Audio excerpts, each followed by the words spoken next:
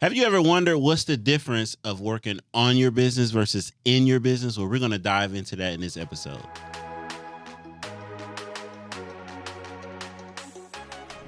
What's going on, y'all? It's another episode of Minding Your Biz. I'm one of your co-hosts, Dr. BlackWealth.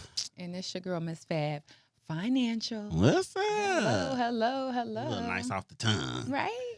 I am the owner of Text Dragon Pro. Uh-oh. My bad. What we doing, bios?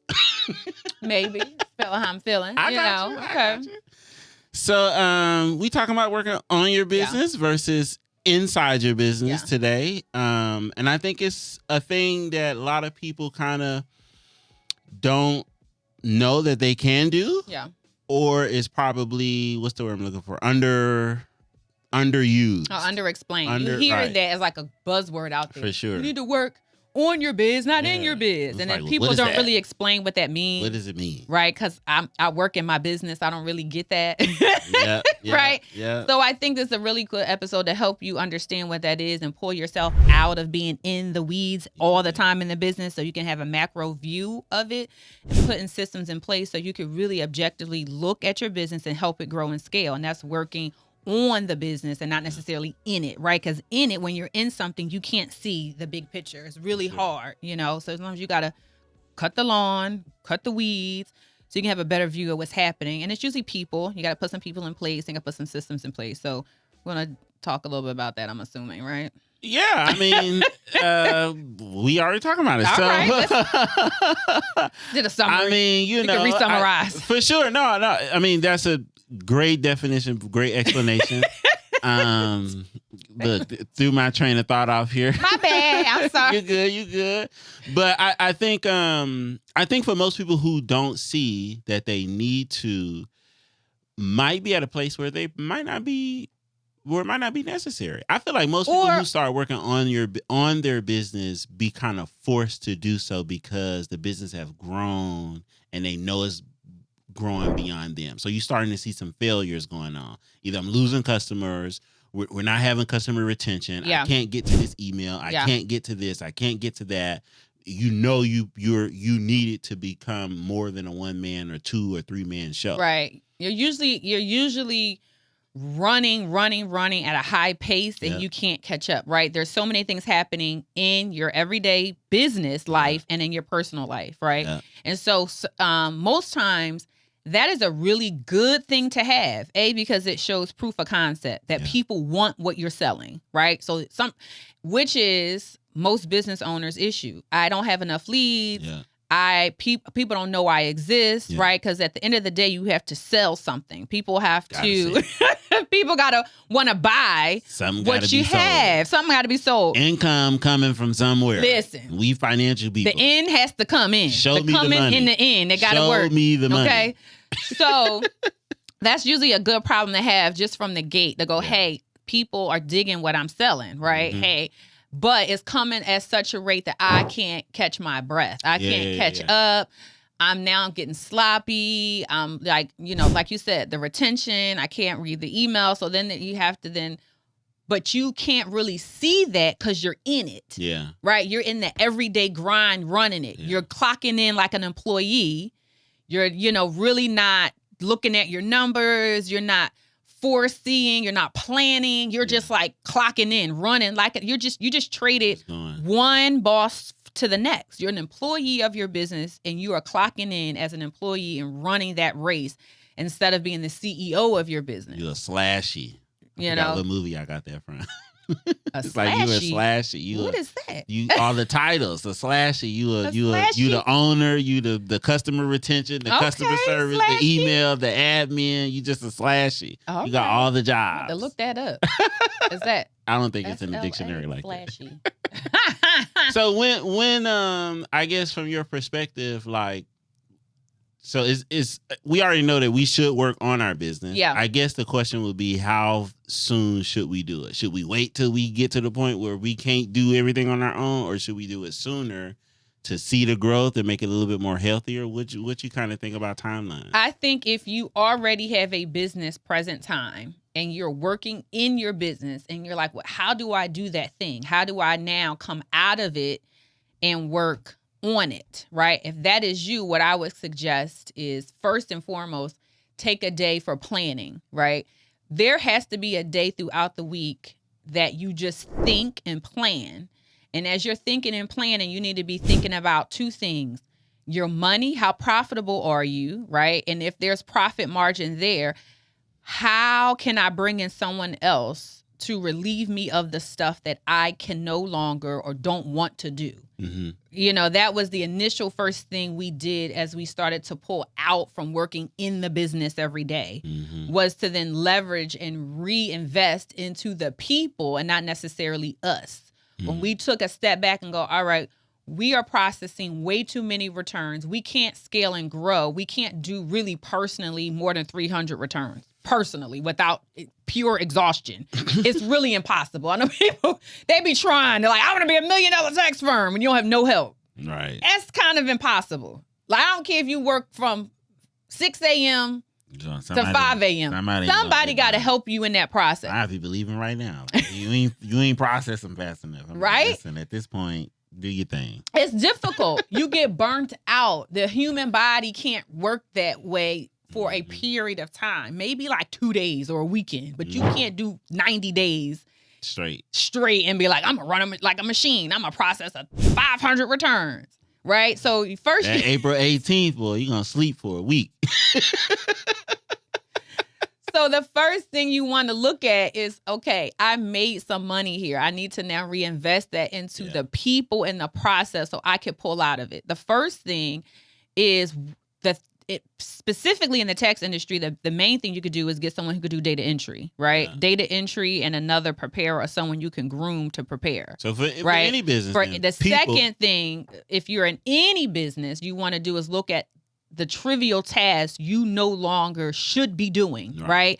And so, like processing invoices could be invoicing, emails, text, a lot of customer service stuff, right? Yeah. If somebody else to do it, get somebody else to do it. I just think about Marcus was one of the ones who had mentioned this, and then we had already been doing this, but it was very clear because he's always very gifted in his analogies, right? He made it very clear to people like, hey, the owner of Target is not emailing you. Right. They're not answering customer service calls. They're not texting you. They're not handling customer complaints. So why are you as the CEO of your business doing that?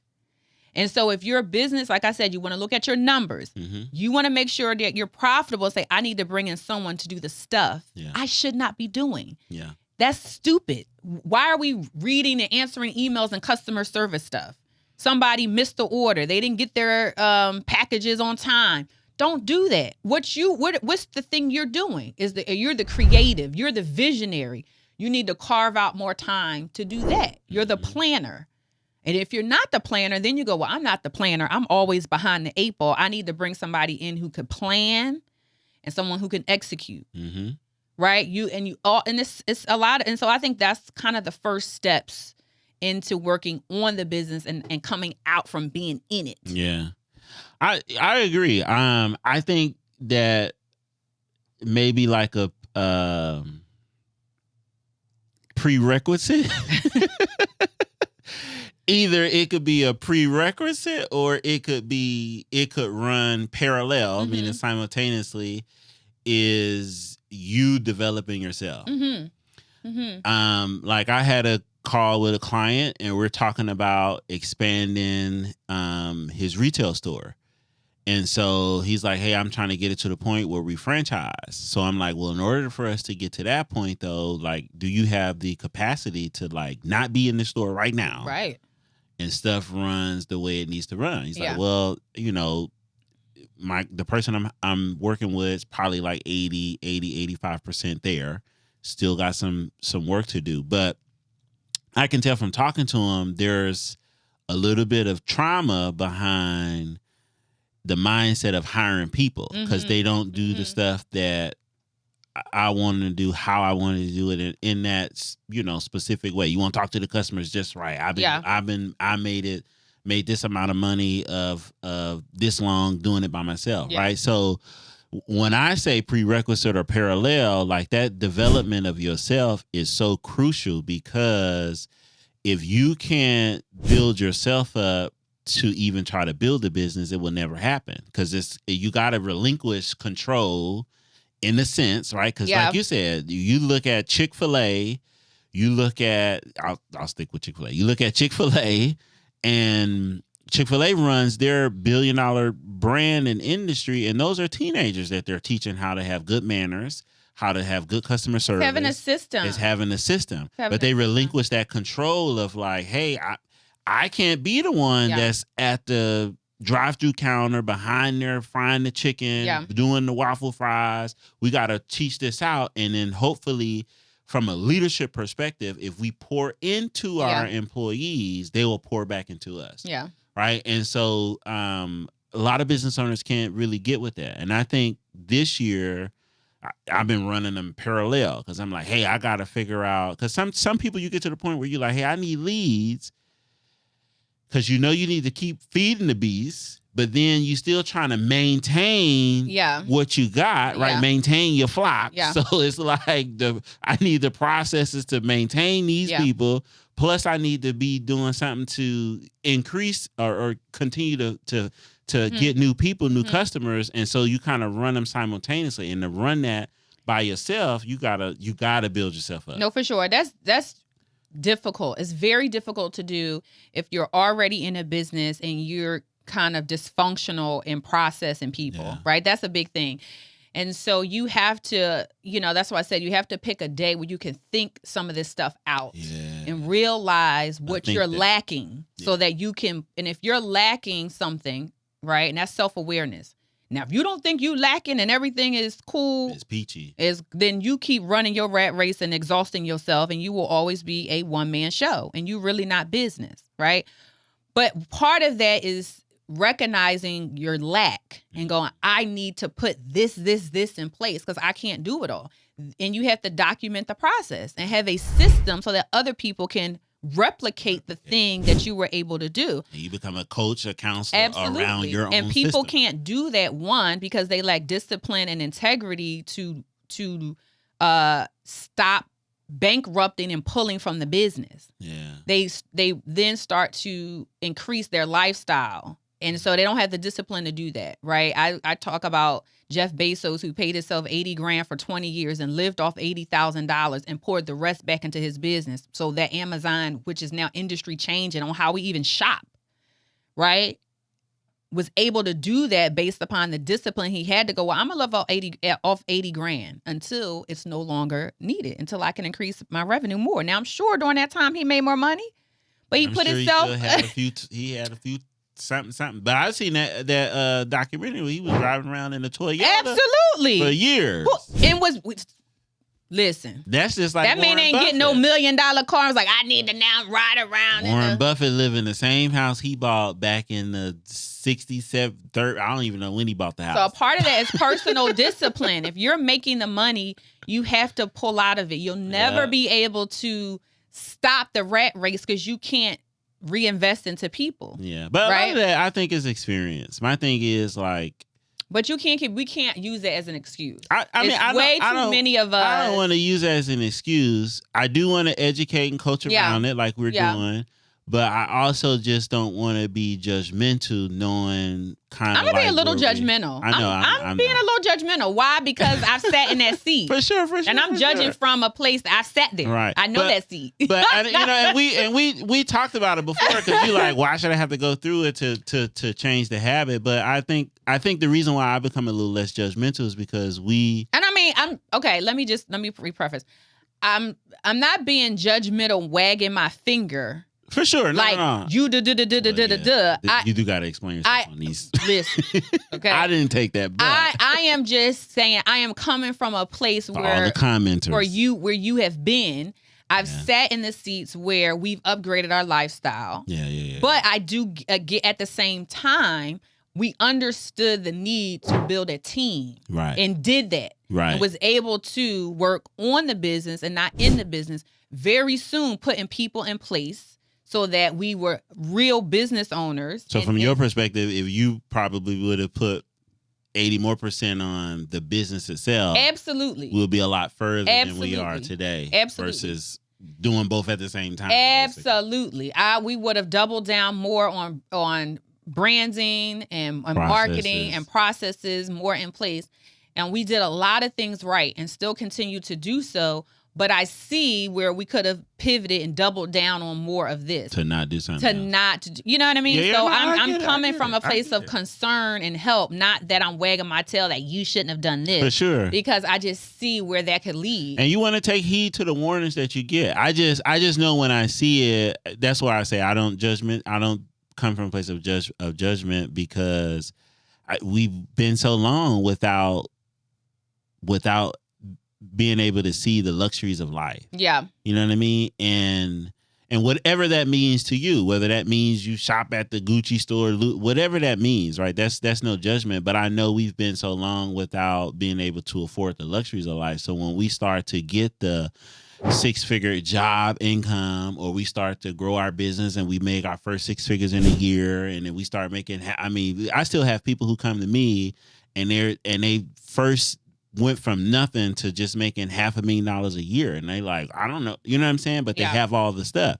And so, but take heed to the warning, because at that early stage, if you double down on the stuff instead of trying to keep up with the people that you need a money circles coach. with, you need a money coach. Somebody's to guide you. That's going to say, no, take this money and put it back in here. That's where opportunity come in from like our firm. Like we talked about the state of the tax industry, right? The opportunity is working with these business owners because they don't know. Yeah. And it's a lot of money managers. A lot of these investors could talk the stuff they want to talk. Hey, you can invest your own money. But truth be told, it's a lot of Americans out here. It's billions of people out here. Everybody's not going to want to, they don't know how to, want to. They're not going to know how to invest their own money, coach their own money, grow their own money, budget their own money. No, for sure. So it's always an opportunity for somebody that's employment opportunity. Plus, if you know you need the help, seek it. Yeah. And I think from a start and the business part of it, if you're like, I'm going to start a business, how do I start working on my business from the beginning and not in it? You have a very unique opportunity to scale and grow very fast. So that if you have a W-2 job, if you have investors and you have money, right, that you're like, hey, this is the thing, I'm going to start from the very beginning, you're at a great advantage, because what you could do is you can start putting the people and the processes in place, right, that you don't have to then get in the weeds and then pull yourself back out. Yeah. You can go, all right, well, guess what? I'm going to open up. I had a client, not a client, but she came to the financial empowerment this weekend. And she initially was like, hey, I got a W-2 job, but I make $75,000 a month in my hair business, right? And reinvested everything back into it. She just was saving it because she lived on a budget off her W-2 job. Smart. She didn't go crazy and go, oh, now I got my W-2 job and the additional $7,000 in income. $90,000 a month. I'm going to lose my mind. It's up. She had discipline and was like, "What? This is something here, but I don't want to waste this opportunity." So she's now going into real estate.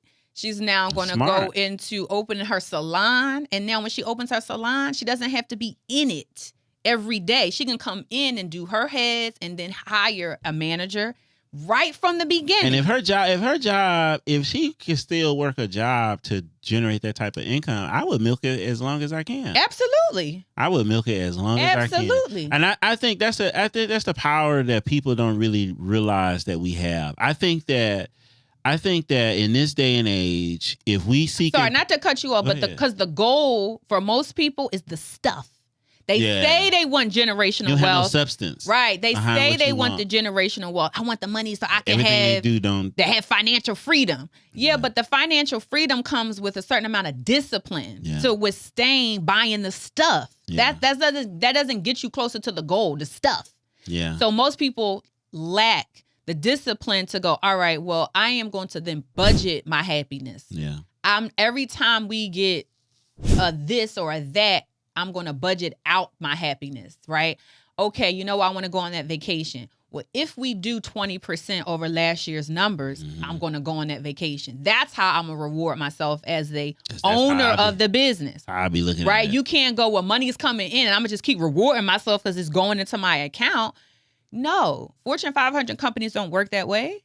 Now their bonus and structure is high, but you don't get nothing without getting something. Those companies don't just give bonuses out. It has to be based on revenue and numbers hit and goals hit, and you need to do that for your business. The bonus is coming out the money you just have to make. Correct. So if I'm a business owner, I'm a CEO of my own company. Yeah. I just can't keep dipping into my profit without any consequences. There has to be a reward there. You know what? If we do 20% over last year's numbers, or you could do it every quarter. Yeah. If we make this quarter, then I'm going to go on vacation. Mm-hmm. Or I'm then going to treat myself to the car because I can afford it. But what happens is, we don't have a money coach. We don't know. Money's just coming in. We're like, I can afford it. I got $10,000 a month came in. Okay. We're not planning nothing out. And the thing that I love about money and business is we just went all around the corner, but I mean, we're coming back. We still on the same subject. Work on yourself, right? So the thing I like about it, like I watched the episode from Earn Your Leisure when they interviewed Barbara Cochran, and one of the things that she said was she was like, "Listen, I was a waitress." And my boyfriend introduced me into real estate, and she built the company up to where she sold it for $66 million. And they was like, "Well, how did you know to sell it?" She was like, this was before MLSs, all the other stuff. She was like, we would do the spreadsheet, and they did the numbers one day, and she figured out that she was like the number one company in New York. So she was like, it's time to sell. And sold it for $66 million. So they was like, "What'd you do with the money?" So her reaction was she had $66 million, and she was like, she held on to the money for a while. So like she was like, still to this day, I still have some of, I'm still working off some of that money from the first sale from way back in the day because she understood how to make money, but she didn't know what to do for her money to make money. You see what I'm saying? And she had to reinvent herself to do that. Right. And so when you speak about the financial coach, like I know it's a vulnerable subject. I know it's a touchy, you got to find somebody you can trust, but find somebody you can trust fast. Give somebody a little bit and see how they manage it. And then before you give them a lot, right? Don't just open up your doors. Yeah. But we got to really, and you have to be open to that, to the criticism, yeah, for people to help you. You can't give people half of a story and expect them to write the rest of it. You got to give them all of it. Give them the introduction and fight your fight with one hand tied behind my back. Help me help you. So, and I think, just bringing it back to the subject, working on the business is a part of self-assessing, knowing your numbers, and knowing when to bring in people and places to help you push it forward, right? And always coming back to remembering your goal. Why? What's your why? Why are you doing what you do? Yeah. If you just want to make cakes, you're like, I just want to make cakes. Then you need to hire the visionary, right? You might need to hire your assistant. You may need to hire the COO, and you just do the thing that makes cakes, right? You might need to bring in a marketing team.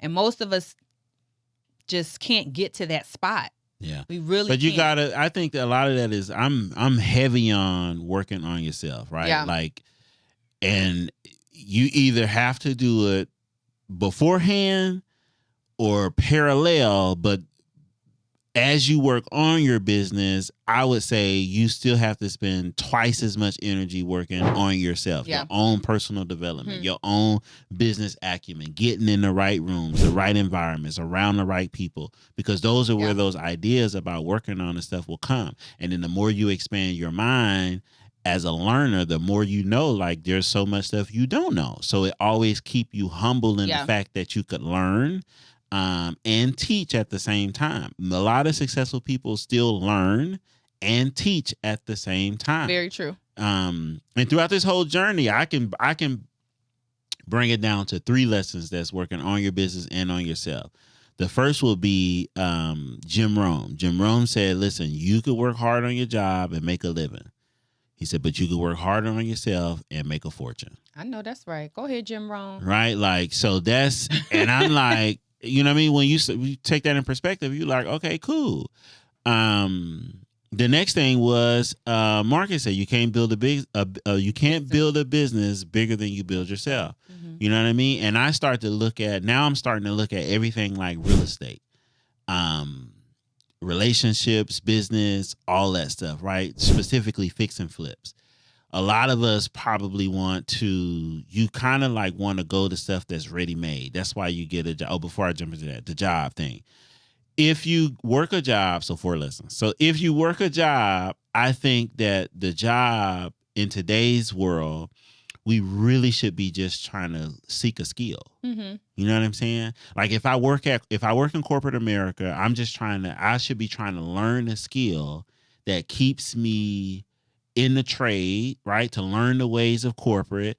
And I still do something on the side to build a business up, whether that's real estate, whether that's investing, some stuff that you can do on your own that kind of reinvest my money. And I'm still seeking hierarchy, meaning you don't have to work a job making $20,000 a year. You can seek the job that's making 50, tech that's making 80, corporate that's making 100, 200, 300. But on the side, you probably building a real estate portfolio, and in over 20 years, you 20-year success. Absolutely.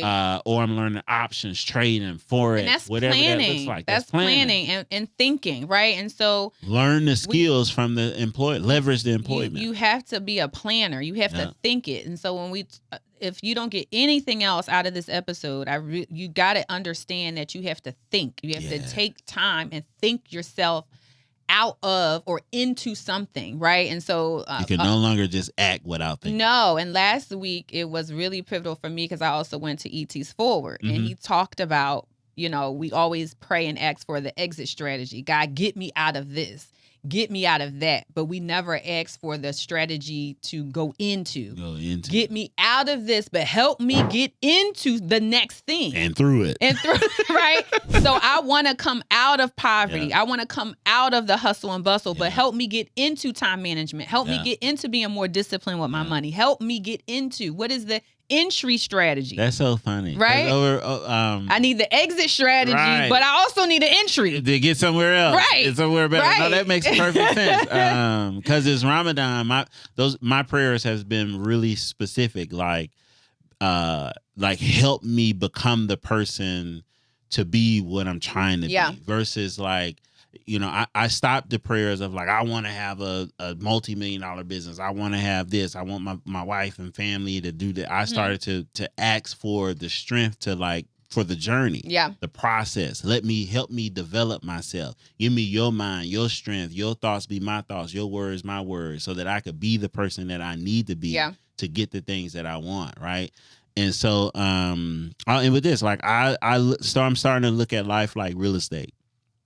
A lot of us kind of like go from, a lot of us are microwavable in a sense. We want to have everything ready. We want to jump into the business and it's already got customers. We already making 6 figures. We already doing this. But I think if we look at stuff like real estate, meaning I'll go buy a property for $50,000.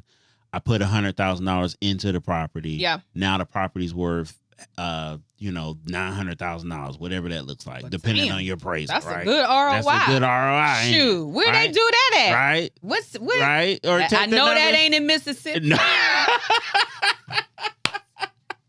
I'm sorry. If for sure. I'm sorry.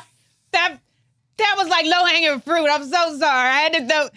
If you know, you know. If you watch the other episodes, you know what's happening right now.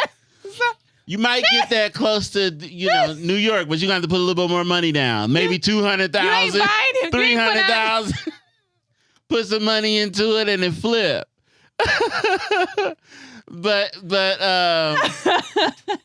to any event, right? If we buy a specific property at a certain price, right, we put money in it, meaning sweat equity, the money to build it up. Yeah. Right. And then on the other side is worth way more. So we have the equity to always pull from. Mm-hmm. So now it's just like with anything, right? Listen, don't try to find a relationship that's like you think you're gonna get married and everybody y'all cake and cookies and cream. For sure. It's a process. It's a process to build up the equity into it. Mm-hmm. So one day it rewards you. Right. Same thing with business, same thing with life. So I think if we go in there like that, the personal development will be key. Yeah. The daily disciplines and routines. You made enough deposits that when you need to withdraw, you got some money. You got some money to withdraw. Yeah. Right. I can when I'm ready to, exactly.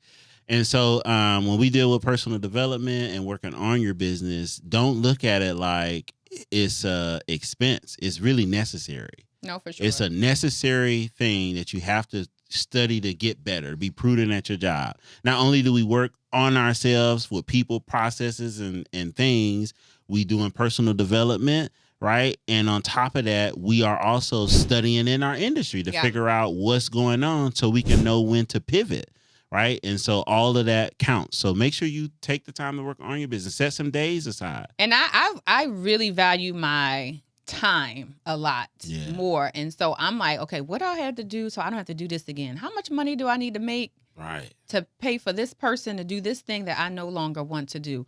I am back in that era. I am like grinding it out because I don't want to do any of the stuff that I'm doing now anymore. Like if you take the like 2 days to put it all together and then now package this up, who can I buy or who diligently moving forward to put in stuff that I don't have to do some of the stuff I'm doing right now no more. So that's one of the signs for sure. 2024. That's right. That's some of the things you want to think about when you need to start working on your business. What are you doing that you don't want to do? Yeah. Find the person to do that, right? And even if personally you don't make as much money right now, it's going to help you make more money later. So you have to think forward.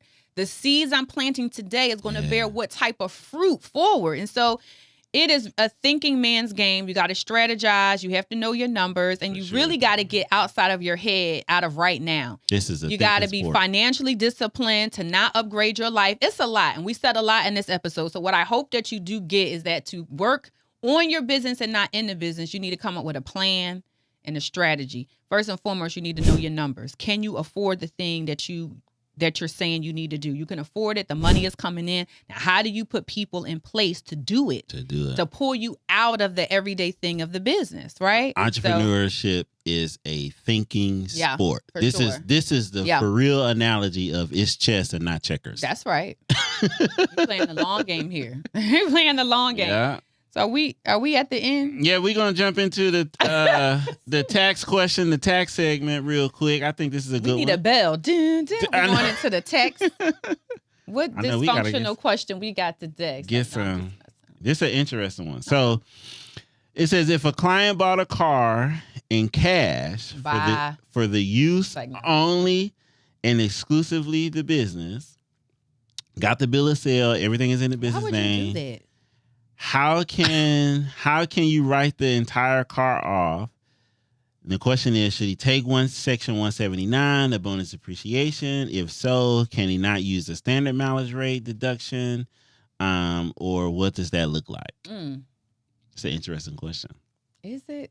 It is. Okay. So they purchased it cash. You bought it cash. So basically the question is how you write it off. Like, could we do the bonus 179 or could we? I mean, how does that work? Okay. So first of all, depreciation works in intervals, right? Right. What am I looking for? What's the year by year by year by year? What's that? Useful life. It has a useful life, right? No.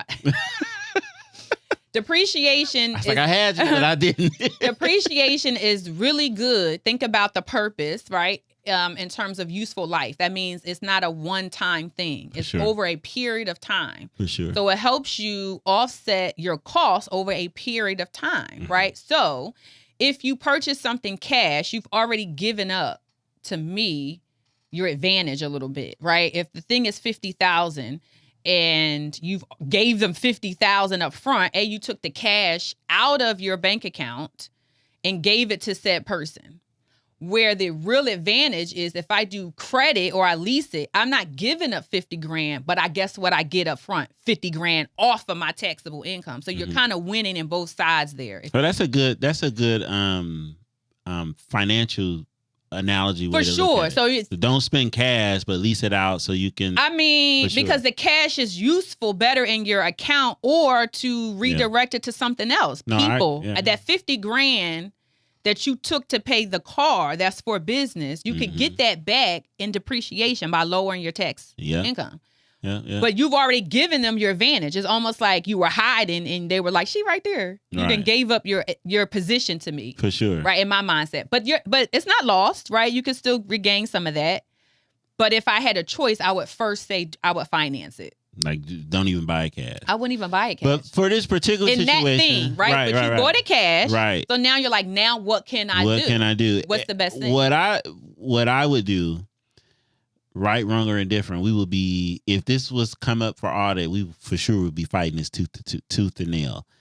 I would expense the car expense because they bought it cash inside the business, and I would justify it using 162 Alpha. So it's a necessary expense because they bought it from the business for the business. It's in the business name. You bought it cash. I would just straight write off the entire purchase, and then next year you start worry about, you don't depreciate it, you start to do the you do the miles. Yeah, that's what I would do. Yeah, because you lost the depreciation advantage. You can't depreciate it because you done expensed it already. Correct, on the front end. That's right. So now the following year I would do the miles. Yeah, you don't have no. I mean, I guess that would be the strategy for sure. But what you said is a good, like, I was trying to think of the right word, but the financial, like, I don't know, the financial acumen to be like, what's the difference between purchasing cash versus leasing? What's that? For sure. How can I would never put my money out on the front end for nothing if I don't have to. But this is why I always say, like, when we start to deal with planning clients,